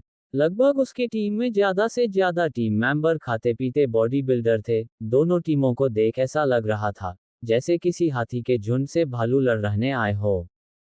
कॉलेज के सीनियर रेफरी ने सिटी मारा तो दोनों टीम तैयार हो गई और रणबीर बीच के गोल में आया और उधर से रमन, दोनों आंखों में देख रहे थे। तभी रमन ने तंज कसते हुए रणबीर से कहा, आज लगे हो हाथ में, इतना कुटाई करूंगा कि चलना भूल जाओगे। वह बोलते हुए अपने टीम मेंबर्स को देखने लगा जो अभी उन्हें ही देख रहे थे। वो तो बाद में देखेंगे रमन त्यागी, पहले मैच तो खेल ले, क्या बता तेरे बाप के जैसे तू भी फुसकी निकले। रणबीर ने कहते हुए अपने टीम मेंबर्स को देखा। रमन ये सुन अपनी मुट्ठी कस ली।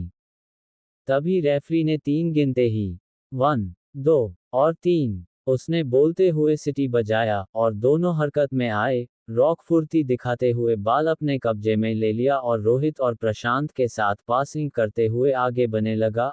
अब तक रमन उसके पीछे भाग रहा था। वह चाहकर भी बाल छीन नहीं पा रहा था और उसके टीम में जितने में थी मानो जैसे सब गेंदे हो, कोई तेज भाग जी नहीं पा रहा था। रणबीर आगे चलाता गया। इधर प्रीतम के पास में बाल था, जिसे रोकी के पास बाल पास करते बोला, रणबीर गोल। और जैसे ही बाल रणबीर के पास आया तो उसने पूरे जोर से किक दे मारा और बाल सबको चीरते हुए गोल हो गया। रणबीर ने सबको हाई फाई दिया और रमन के ऊपर तंज कसा, क्यों क्या हुआ? तू और तेरे टीम तो बोल छू भी नहीं पाए। रमन ये सुनकर कर एक जहर भरी मुस्कान छोड़ा। अभी तो खेल स्टार्ट हुआ है। रणबीर उर्फ फतेच, आगे आगे देखो होता है क्या। इतना बोल वह अपने टीम को देख इशारा किया। उधर से इशारा पाते ही सब ने अपनी आंखें झपका दी, जैसे कह रहे हो कि हम तैयार है।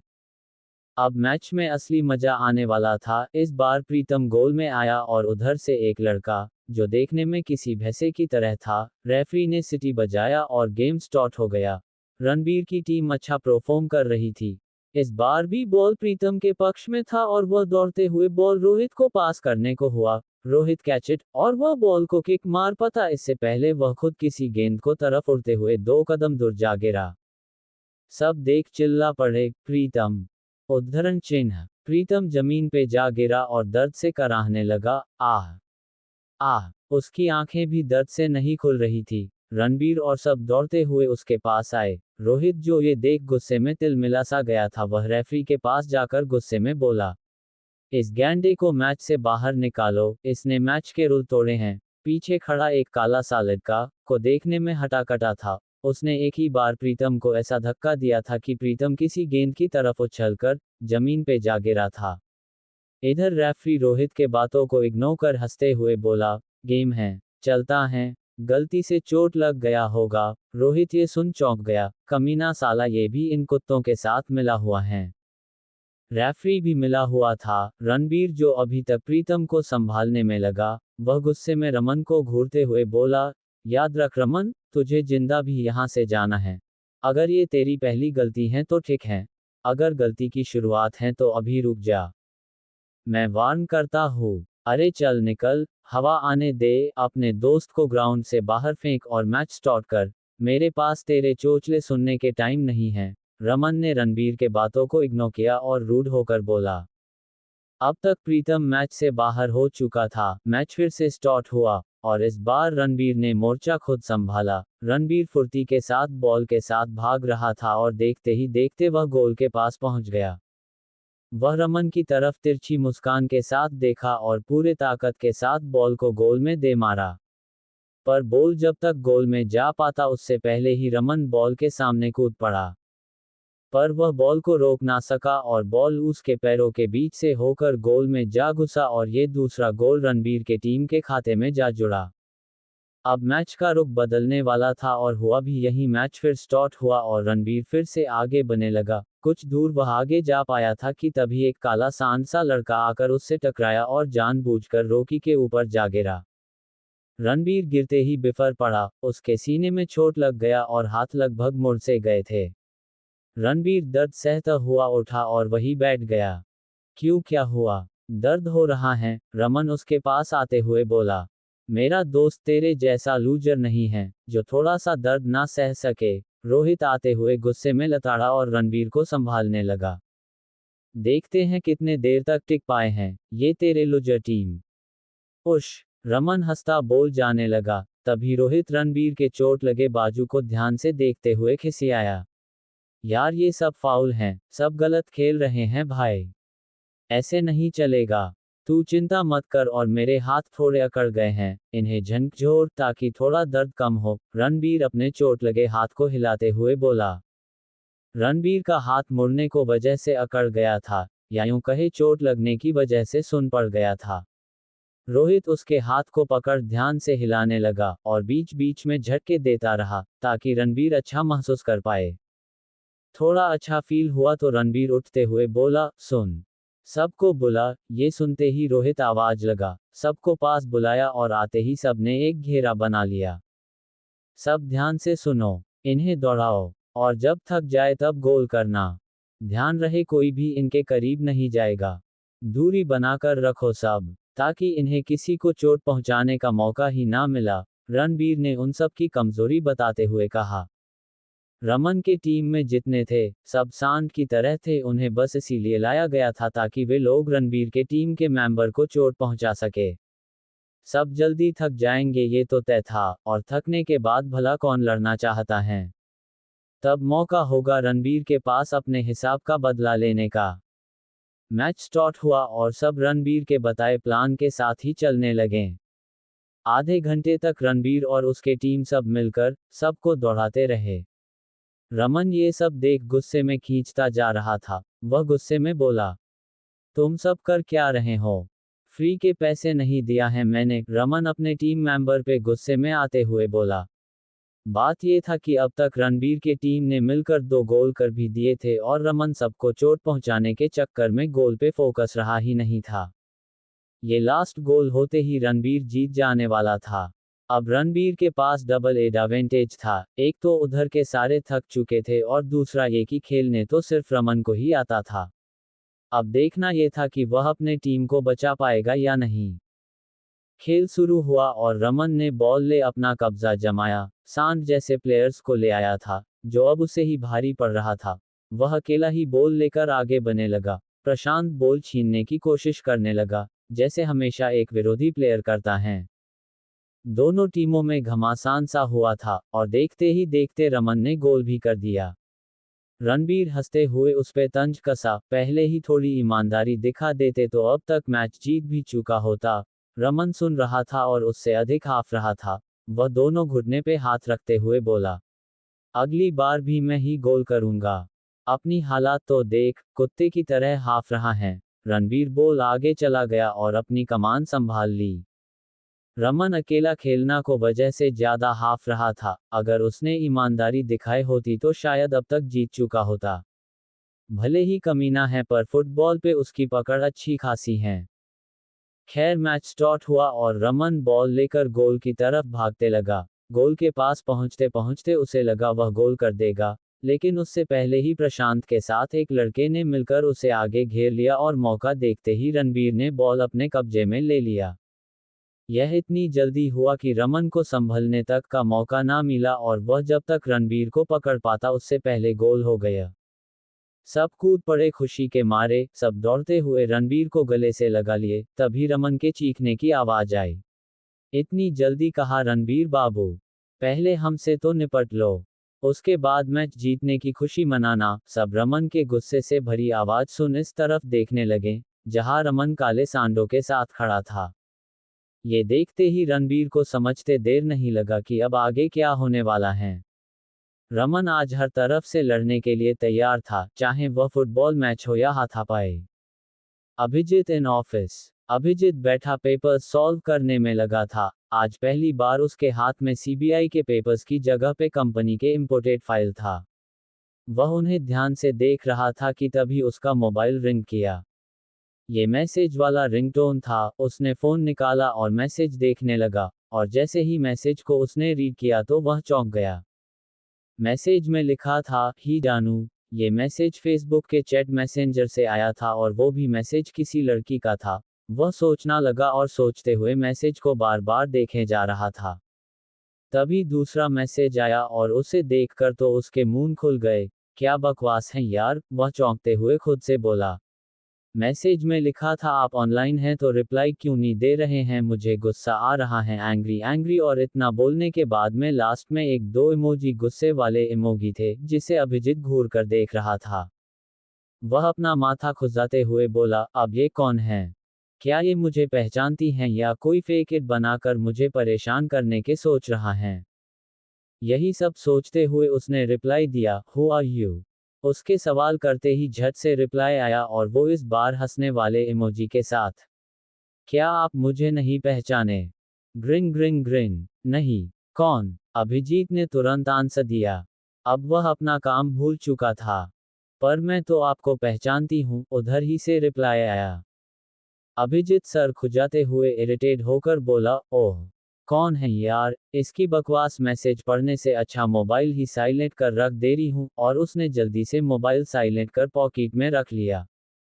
उधर से रिप्लाई करने वाली लड़की ने जब अभिजीत को ऑफलाइन जाते हुए देखकर तो गुस्से में 20-30 गुस्से वाले इमोजी भेजकर मोबाइल बेड पे फेंक देती है और बिस्तर पे औंधे मुंह लेट जाती हैं। अकड़ू, खदूस, घमंडी कहिका, छोड़ूंगी नहीं। उसकी आंखें बंद थी और दिले शोर कर रहा था। कॉलेज ग्राउंड में खड़ा रणबीर और उसके दोस्त सामने खड़ा रमन को देख रहे थे। रमन आज पूरे मुंड में था। ऐसे या फिर वैसे बस उसे रणबीर से लड़ना था। रणबीर भी समझ रहा था कि रमन ऐसे नहीं मानने वाला। लातों के भूत कभी बातों से थोड़ी ही मानते हैं। रमन, तू चाहता क्या है? वो क्या है ना, मैं बार बार हारे हुए खिलाड़ी से नहीं लड़ता। और तुझे बता दूं कि तू जो सोच रहा है, उसे अपने दिमाग से निकाल कर फेंक डाल, वरना तेरा ऐसा हासिल करूंगा ना। रणबीर और आगे बोल पाता उससे पहले ही रमन बोला, बातें बहुत कर लेते हो बेटा। लेकिन आज तू इसके लायक नहीं रहेगा। रणबीर ये सुन गुस्से में तमतमा जाता है और आगे बढ़ते हुए रमन के पास आ जाता है और उसके आंखों में आंखें डालकर बोलता है, तेरे बाप में वो ताकत नहीं था कि मुझे हिला सके, और चला है मुझे चैलेंज करने। बाप 2 नंबरी बेटा 10 नंबरी। रमन ये सुन गुस्से में रणबीर के कॉलर को पकड़ लेता है और उसके चेहरे पे एक जोर का मुक्का दे मारता है। मुक्का पड़ते ही रणबीर के होठों से खून निकलने लगता है, जिसे अपने अंगूठे से पोंछकर रमन को देख बोलता है, अच्छा किया तूने मुझे एक वजह देकर। कब से मैं सोच रहा था कि आखिर तुझे मारूं कैसे। खैर जब तूने मेरे ऊपर हाथ उठा ही दिया है तो अब देख मैं क्या करता हूं। और इतना बोल वह 2 कदम पीछे हट जाता है, फिर सामने रमन के साथ खड़े हाथी जैसे मोटे उसके साथियों को देख बोलता है, तुम सब सही सलामत दोनों पैरों पे जाना चाहते हो तो अभी चले जाओ, वरना मैं एक बार आगे बढ़ गया तो पीछे नहीं मुड़ने वाला। फिर तुम सबकी तो खैर नहीं। रणबीर बोल उन्हें देखने लगता और प्रशांत को देख इशारा कर देता है। प्रशांत उसका इशारा समझते ही जल्दी से दौड़ कर जाता है और एक मजबूत हॉकी बैट लाकर रणबीर को दे देता है। अब रणबीर के हाथ में एक बैट था, जिसे अपने कंधे पे रखते हुए रमन और उसके आदमियों को देख बोलता है, जल्दी करो, मेरे पास वक्त नहीं है। उसे देख रमन को उस दिन के बारे में याद आने लगा, लेकिन फिर जैसे ही उसके डैड का मरा हुआ चेहरा जहन में आया तो वह गुस्से में देख बोला, इनकी कोई जरूरत नहीं, आज मैं और तुम लड़ेंगे, हम दोनों में से कोई एक ही जाएगा। उद्धरण चिन्ह, तो जल्दी कर और आ जा। रणबीर ने उसे ललकारा और आगे बढ़ने लगा। दोनों एक दूसरे के करीब आए और अब दोनों के हाथ में बैट था। दोनों बैट उठाकर एक दूसरे को मारने ही वाले थे कि तभी एक गुस्से से भरी आवाज वहां गूंज पड़ती है, यहाँ क्या हो रहा है। ये आवाज सुन सब उस तरफ देखते हैं जहां कॉलेज की मीटिंग खत्म कर सारे टीचर खड़े थे। रणबीर प्रिंसिपल के साथ खड़े सारे टीचर को देख अपने हाथ में रखा बैट खुद के पीछे छिपा लेता है। उसे ऐसा करता देख प्रशांत और रोहित अपना सर पीट लेते हैं। उधर रमन का भी यही हाल था, उसने भी अपना बैट छुपा लिया था। पर प्रिंसिपल की तेज नजरों से कैसे बच पाते। तुम दोनों क्या छुपा रहे हो? क्या मुझे दिखाई नहीं देता? तुम सब ऐसे नहीं मानोगे। और गुस्से में आगे बढ़ते हुए पीछे खड़े टीचर से पूछते हैं, आप सब बताए, इन्हें क्या पनिशमेंट देना चाहिए? सारे टीचर एक साथ बोल, ग्राउंड के 100 चक्कर लगवाए सर, तब जाकर इन सब के अक्ल ठिकाने आएगा। प्रशांत और रोहित ये सुनते ही धीरे धीरे पीछे को होने लगे। तभी प्रिंसिपल सर उनकी तरफ बिना देखे ही बोले, तुम दोनों ने अगर एक कदम भी आगे बढ़ाया तो ये 100 चक्कर तुम दोनों के लिए 200 हो जाएंगे। प्रशांत और रोहित सुनते ही रुक जाते और सीधे बच्चे की तरह खड़े हो जाते हैं। आज टीचर मीटिंग था इसीलिए कॉलेज बंद था, पर ये लोग भूल गए थे कि कॉलेज का गेट ग्राउंड से होकर ही जाता है और यही गलती इन्होंने ने कर दी। तभी प्रिंसिपल गुस्से में बोले, जल्दी करो और ग्राउंड के चक्कर लगाना स्टार्ट करो। ये सुनते ही रणबीर और रमन एक दूसरे को घूर कर देखते हैं और ग्राउंड के चक्कर लगाने लगते हैं। इधर जब प्रिंसिपल ने प्रशांत और रोहित को घूरे तक दोनों भी जल्दी से रणबीर के साथ दौड़ने लगे और तभी प्रिंसिपल सामने देखते हुए रमन के साथियों को बोले, अब तुम सबको अलग से बोलना पड़ेगा। फिर क्या था, प्रिंसिपल के घूरते ही सब दौड़ने लगे। वो तो अच्छा था कि ग्राउंड ज्यादा बड़ा नहीं था, वरना दौड़ते दौड़ते रात हो जी जाना था। अब सारे टीचर्स प्रिंसिपल के साथ बैठकर उन सब के राउंड गनने लगे। 10 ही राउंड हुए थे कि रमन के साथ आए उसके साथी, जो दिखने में किसी हाथी से कम नहीं थे, हाफते हाफते ग्राउंड पे बेसुध गिरने लगे। उन्हें गिरता देख प्रिंसिपल उन्हीं का हॉकी लेकर मारने को दौड़े, तभी सब जल्दी से उठकर फिर से दौड़ने लगे। 1 घंटे हो गए और अब जाकर गिनती पूरी हुई। सब धड़ाम से ग्राउंड पे गिर पड़े और हाफने लगे। उन सबको हाफता देख प्रिंसिपल खड़क लहजे में बोले, आज के बाद से अगर मैंने तुम सबको फिर से लड़ते देखा, तो ये पनिशमेंट और बड़ा हो जाएगा और तब शायद तुम सब उसे झेल ना पाओ। Do you understand? प्रिंसिपल के बोलते ही सब अपना सर हाँ में हिला देते हैं। तभी प्रिंसिपल उन्हें एक बार फिर वार्न करते हुए घूरते हैं और फिर चले जाते हैं। अब किसी में भी रत्ती भर भी हिम्मत नहीं बचा था कि एक दूसरे से लड़ सकें। रमन जो बेसुध पड़ा था वह डगमगाते हुए उठता है और चलने की कोशिश करता है, लेकिन इसके पैर लड़खड़ाने लगते हैं और वह एकदम से जमीन पे जा गिरता है, जिसे देख प्रशांत और रोहित अपना हंसी नहीं रोक पाते और जोर जोर से हंसने लगते हैं। रमन गुस्से ने उन्हें घूरता है। इधर रमन के साथियों के तो मानो जैसे उनके प्राण ही किसी ने निकाल लिया हो, किसी भैंसे की तरह जीभ निकाल कर हाफ रहे थे, जिसे देख प्रशांत रणबीर से उनकी तरफ इशारा करते हुए बोला। ये देख रमन के भैंसों की टोली कैसे हाफ रहे हैं। रणबीर उन्हें देखता है और फिर हंसने लगता है। सच में किसी भैंसे की तरह हाफ रहे थे। मोटे लोगों के साथ ऐसा होना तो लाजमी है, थोड़ा भी दौड़ ले तो हाफने लगते हैं। हुए बोला, शांत ही जाओ, हमें किसी का मजाक नहीं उड़ना चाहिए। रणबीर ने अपने मुंह पे हाथ रख लिया और हंसने लगा। पूर्ण विराम। आधे घंटे बाद रणबीर उठा और अपने दोस्तों के साथ वहां से चला गया। वह उनके साथ हॉस्टल आ गया था। इधर रमन भी मारपीट करने के हालत में नहीं था, इसलिए उसने भी घर जाना ही सही समझा। सिंघानिया मैंसन। अर्चना का रूम। अर्चना में रूम में बेड पे लेटी सेलिंग फैन को निहार रही थी। तभी उसके रूम में सनाया आ जाती हैं और उसके पास आकर बैठ जाती हैं। सनाया का चेहरा उतरा हुआ था। अर्चना अपने ख्यालों से ध्यान को झटक कर सनाया को देखती हैं। क्या हुआ भाभी, आप ठीक तो हैं? अर्चना उसके उतरे हुए चेहरे को देख पूछती हैं। हाँ, वो क्या है ना, मैं भाई से मिलना चाहती हूँ। उनसे मिले हुए कितने दिन हो गए हैं। ये सुनते ही अर्चना की आंखें चमकने लगती और वह उठकर बैठ जाती है। अर्चन उतावली होकर बोली, तो अभी चलो ना, मिल आते हैं तुम्हारे भाई से। वैसे भी हम तो खाली ही बैठे हैं ना। सनाया अर्चना के बातें सुन कुछ सोचने लगती हैं। उसे भी अर्चना की बात सही लगती हैं, पर उसे यह पता नहीं था कि अर्चना ये चाह रही थी कि सनाया अभिजीत से मिले ताकि उसे भी अभिजीत से मिलने का मौका मिल जाए। सनाया कुछ सोचते हुए बोली, आई थिंक तुम ठीक बोल रही हो। रुको, मैं अभी भाई से पूछती हूँ कि वह कहाँ है। इतना बोल सनाया जल्दी से अभिजीत को कॉल मिला देती हैं। तभी कॉल रिसीव हो जाता है और उधर से अभिजीत बोलता है, हाँ गुड़िया बोल, तूने कॉल किया? उद्धरण चिन्ह। हाँ भाई, आप कहाँ हैं? मुझे आपसे मिलना है, सनाया ने कहा। इधर अर्चना भी कान लगाकर सुनने की कोशिश कर रही थी। मैं तो ऑफिस में हूँ। एक काम कर, तू अपना एड्रेस भेज दे, मैं तुझसे वही आकर मिल लूंगा। सनाया ये सुनते ही जल्दी से बोली, नहीं नहीं नहीं भाई, बस आप बता दो, मैं खुद आकर आपसे मिल लूंगी। सनाया ने अपने सवाल किए। वह जानती थी कि अगर अभिजीत यहाँ मैंसन में आएगा तो उसे रणबीर के बारे में पता चल जाएगा, और रणबीर ने पहले ही उसे मन किया था कि वह उसके बारे में किसी को ना बताए। ओके, मैं एड्रेस बचता हूँ, तू यही आ जा। लेकिन हाँ, ध्यान से आना, कोई जल्दीबाजी मत करना।